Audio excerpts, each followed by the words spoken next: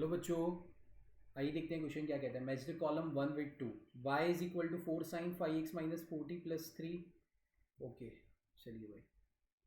तो पहले particle at every position are performing S H M. Yes, देखो particle at every position is आप कह सकते हो क्योंकि यहाँ पे है ना दो की ओवरलैपिंग हो रही है भाई। देखो pi by 2 plus pi by 6 जो हो रहा है ये होता है 3 4 pi by 6, that is 2 pi by 3। मतलब पहली वाली जो दो वेव है ना उसकी इक्वेशन आ जाएगी y is equal to 4 sine of, चलो इसको मैं थोड़ा सा ले लेता हूँ, फाइव ले लेता हूँ plus 3 cos of 5 plus 2 pi by 3, sorry sine. तो इन दोनों के बीच में फेज डिफरेंस जो आ रहा है वो 2 पाई बाई 3 का आ रहा है, राइट। तो ये दोनों वेव ओवरलैप हो रही है तो उसका रिजल्टेंट भी एक एस एच एम ही होगा, तो पी की तरफ तो जाएगा ही जाएगा। ओके, इनकी जो रिजल्टेंट आएगी वो क्या आ जाएगी, मान लीजिए 4 ये आ रहा है, that is 4 sine of 5 plus 3 sine of 5 plus 2 pi by 3। So this, इसकी जो resultant equation that is a travelling wave. तो ए का तो पी और क्यू की तरफ चला जाएगा। अब बी की तरफ चलते हैं। इक्वेशन ऑफ स्टैंडिंग वेव गलत, इक्वेशन ऑफ बीट्स ये भी गलत, राइट। ठीक है ना। अब बी वाली इक्वेशन ये दी हुई है साइन 100t। ओके, ये वाला डिफाइन करता है वेरिएशन ऑफ द एम्पलीट्यूड, ये डिफाइन करता है equation of the wave, right. तो ये this is the equation of the travelling wave. Yes, it is the equation of the travelling wave, right, क्योंकि देयर इज अ टाइम और x दोनों very कर रहे हैं ना, राइट। तो एम्पलीट्यूड मतलब is the equation of the travelling wave. Okay, अब यहाँ पे ये देखते हो अगर आप y is equal to 10 cos of t minus x by 330, right, and sine of 100 of t minus x by 300। तो ये इक्वेशन आप अगर देख रहे हो तो यहाँ पे अगर हम 2sc का फॉर्मूला लगाते हैं, राइट, ठीक है ना। So there is a difference, right, there is a slight difference between frequency of the two waves, right. तो यहाँ पे बिट्स प्रोड्यूस होने के पूरे चांसेस हैं, तो यहाँ पे एस की पॉसिबिलिटी आएगी,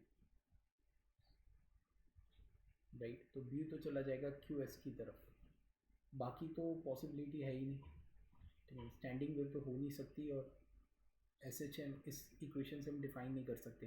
तो इसकी ऊपर वाली इक्वेशन, मतलब इस इक्वेशन से हम इसको एस एच एम परफॉर्म कर रहे हैं कि वो डिफाइन नहीं कर सकते, राइट। अब हम चलते हैं सी। ये इक्वेशन दी हुई है भाई फिर से, राइट। तो यहाँ पे अगर आप देख रहे हो तो प्लस एंड माइनस है, तो इन दोनों का जो फेस डिफरेंस है, राइट, वो पाई का आ रहा है। तो यहाँ पे स्टैंडिंग वेव की पॉसिबिलिटी हो सकती है 2 पाई एक्स माइनस 120, 2 पाई एक्स प्लस 120। फेस डिफरेंस कितना आ रहा है, नेगेटिव फेस डिफरेंस पाई का आ रहा है, मतलब ये पॉसिबिलिटी हो सकती है कि वेव जा रही है टकरा के वापस आ रही है, तो यहाँ पे स्टैंडिंग वेव की पॉसिबिलिटी बन सकती है। तो सी का आएगा आर की तरफ। अब डी की इक्वेशन अगर आप देख रहे हो, राइट, ठीक है ना, तो ये ट्रैवलिंग वेव की तो इक्वेशन आएगी, right. So D will be S, right. अब बाकी का, sorry Q, I am sorry Q.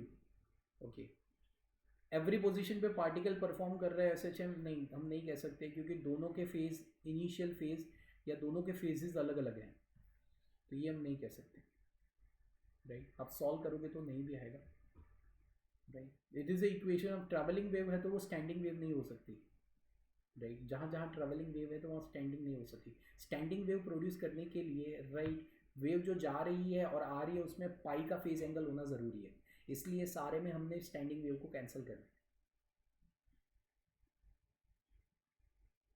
Right. तो ये ना स्टैंडिंग वेव है ना ट्रैवलिंग वेव है, क्योंकि इसकी इक्वेशन से हम डिफाइन नहीं कर सकते। फेज डिफरेंस पाई का आ रहा है, नहीं आ रहा है, स्टैंडिंग वेव नहीं है। तो ट्रैवलिंग वेव है, शायद ही कोई ऐसी ट्रैवलिंग वेव हो सकती है, कोई और एम्पलीट्यूड है और उसका फेज कुछ और है, दूसरा कुछ और एम्पलीट्यूड है और फेज कुछ और है, वो ओवरलैप कर रही है, जिसका रिजल्टेंट मैथमेटिकली आ सकता है, राइट। फिजिकली मतलब हम डिफाइन नहीं कर पाएंगे, मतलब वो मैथमेटिकली स्टेप्स, मतलब वो हम कह नहीं सकते कि वो ट्रैवलिंग, उसका रिजल्टेंट क्या आ सकता है, राइट।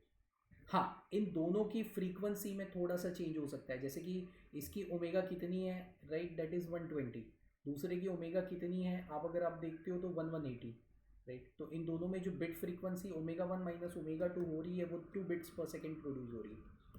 तो ये beat frequency, it can be the equation of beats, that will be Q N S.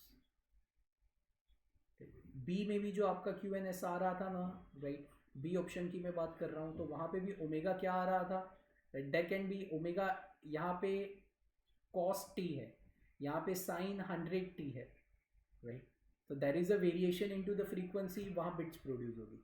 S option है इक्वेशन ऑफ द बिट्स, तो वहाँ का जहाँ वेरिएशन ऑफ द फ्रीक्वेंसी आएगी वहाँ बिट्स आएगी। So this will be the perfect sequence for this specific question. Hope so you all understand this बच्चा जी। Thank you and all the best.